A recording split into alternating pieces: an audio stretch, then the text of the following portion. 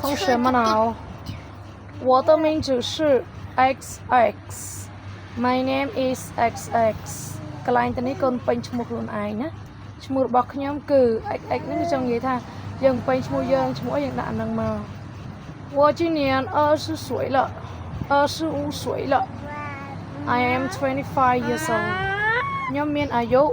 25ឆ្នាំ我来自中国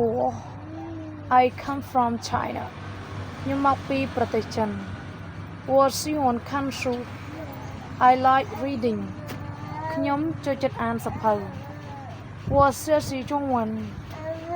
我学习中文已经1年了 I have been learning Chinese for 1 year ខ្ញុំបានរៀនភាសាអង់គ្លេសរយៈពេល1ឆ្នាំហើយ我的名字是我今年25岁了我来自中国